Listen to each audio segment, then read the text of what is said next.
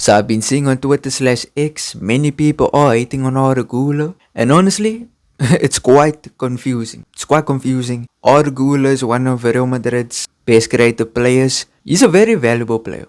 He's valuable. He has done many great things this season. However, the unfortunate thing is, in the past 7 games since Jude Bellingham has gotten injured, he's been starting in those 7 matches, and he has not registered a goal. He has not registered an assist. So guys, turns out I am wrong. Arda Guler did assist in this match. This was his only goal contribution in the past 7 matches. You're gonna see me be an idiot and mention that he didn't contribute anything. I did watch the match, but it was late night, so I am making a bit of excuses. Didn't really look back. So yeah, ignore what I said. And it pains me to say it. Yes, probably not been that good. Now that doesn't mean he's a bad player. It's just he's going through a dry period, and in this specific time where it was his time to prove he is a better option to play in the attacking midfield in the number 10 position than Jude Bellingham, he hasn't proven a single thing. He has not put on one good performance since Bellingham has been injured. And usually, even if he don't contribute, he's doing some good things on the pitch. He's passing the ball beautifully. He's making attacking plays. He's breaking lines. He's doing things that are actually important. I don't know if he's dropped in form or if he's changed the way he plays, but it's not quite the same as the previous Arda Guler of before 7 matches ago. And as an Arda Guler fan, I'm saying he's been having very tame performances, just let me do some basics and that's it. And it's not impressive. And as I said previously, many times before, if we're gonna try and say he's one of the best midfielders in the world, then he's gonna have to play like he's one of the best midfielders in the world. Register a goal, register an assist, do something that makes you stand out. And the only reason Arda Guler hasn't been getting that much attention ever since today, in which I'm going to get into it, because the other 2 players to play in his position is Brahim Diaz. He has been literally absolutely mud.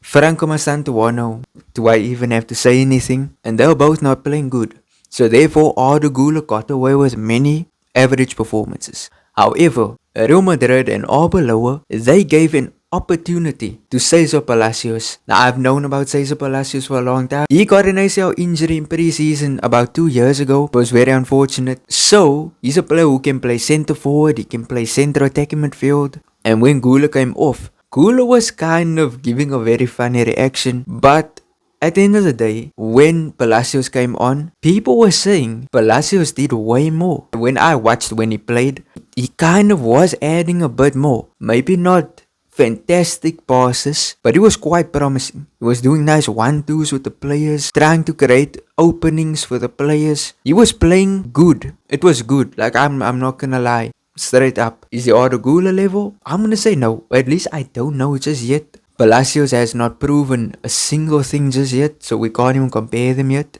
But I mean, Palacios did quite good. So now people are kind of mocking Arda Guler online. They're mocking him on Twitter. They're saying this guy did way more than Arda did in 30 minutes that he played than Arda Guler in the past 7 matches. Now I think that's very over exaggerated. These people clearly are being biased, or maybe they even have an agenda against Arda Guler. But I do agree with them that Arda needs to amp up his performances. He has to play better. At the beginning of the season, after every single match, we were coming out of that match saying Arda Guler was excellent. Arda Guler's improving. He's doing so much things. We need him in the team. But now his form has massively dropped. He's putting on Brahim Diaz level performances, and it is very upsetting as an Arda Guler fan. But do I agree with people saying Palacios is better than him? That I'll obviously say no. Palacios has not proven anything. Palacios has potential, but we're gonna have to see what happens. But overall, if you're watching this video and you're thinking I'm bashing Arda Guler, believe it or not, I'm not bashing him. I'm a huge fan of him. I want to see him succeed, not just at Real Madrid, but succeed in possibly even winning the Ballon d'Or or even getting to that high levels of football. But it's like he has to prove it. Otherwise, it's just us hyping him up. And when people actually watch him play, he does nothing and people just leave thinking, oh, we are overrating him and all of these things. But either way, we got the win. We got the win, and I'm just happy we got the win. You know, I did, because this video is coming out very late, I didn't do a review on the game immediately after the match. I instead went to go watch a few other YouTubers' reactions, and also on Twitter, seeing the people's reactions after the match. I do think maybe some people watch the game with a different lens to what I watch. The way I see Real Madrid's performance against Celta, that is not our main starting 11. Many injuries in that team, and if we honestly expected us to win dominantly, to win like with complete dominance over Celta, I think you set yourself up for failure. Listen, we had Thiago Bertard starting, we had Ferland Mendy starting. My guy, we had Brahim Diaz in the team. Like Brahim Diaz as a starter. That is not something you get every day. So I do think maybe some people are overreacting. Maybe some people are judging the team a bit too harshly. But I do agree with the sentiment. We are going to lose to City. Whether you like it, whether you don't like it, I hate to say it, but we are going to lose to City. If we beat City, come back to this video and you can say whatever you want. You can even unsub from me. You can say I'm a BS guy or whatever you want to say. Listen, I don't see a possibility how we can beat Manchester City. And you know what? I am kind of excited, but I'm also not excited to see the youngsters play against City. Because if the team gets thrashed, those youngsters might never see the pitch again. And I've seen the story so many times. I've seen us overhype youngsters, or not even overhype, but just hype up youngsters. They get the opportunity in a match that they honestly should not be playing. The team gets thrashed, and then all of you guys on Twitter in the YouTube comments start saying, oh, this player is bad, this youngster is bad. I completely despise that. Like I read a comment on one of my videos, I think it was the previous one about Lamine Fati.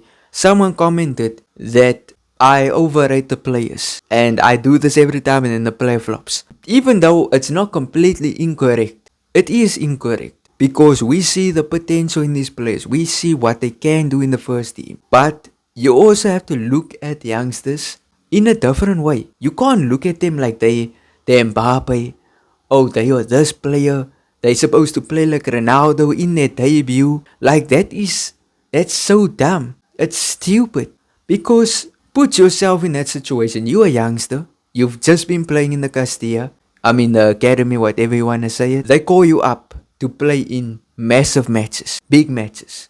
Are you telling me you gonna just be someone who just doesn't feel any nerves? Are you telling me you're not gonna feel nervous? You're gonna do everything just so correctly? If you do say so, then you probably have not touched grass ever in your life. So guys, I'm telling you guys, please, and I'm asking you guys, don't over criticize these youngsters. Okay, I need to now talk about another thing. Let's go to Celta's goal. I love this guy's passing. His balls are just flipping insane. Let's be honest here. His defending is not good. They beat this guy with complete ease. And I know he doesn't want to overcommit to challenges. He doesn't want to make a reckless challenge. So instead, he just hovers around the ball. He does the Van Dijk and he thinks it's working. And then the opposition score. Like, I like Trent. I absolutely like Trent. But his defending is the only thing that makes him not that good of a player. And listen, this is just a question I want to ask you guys. What is your thoughts on Franco Mastantuono? Because I did a community post and many of you guys shared your thoughts on Franco, and the response and the thoughts were overall negative. Like, some of you guys were saying some crazy things about Franco. But by the way some of you guys speak is like, some people say he would be a great player for Getafe. Send him 10 years Getafe and forget. Some of you guys are saying some really crazy things. Some people even said send him to the Castilla. Like, guys, he can't play in the Castilla. Like, he's registered under Castilla. That's why he wears the number 30. But either way, tell me your thoughts in the comment section. I will be reading, will be responding. But if you enjoyed, smash like, subscribe, turn on notifications. Peace out.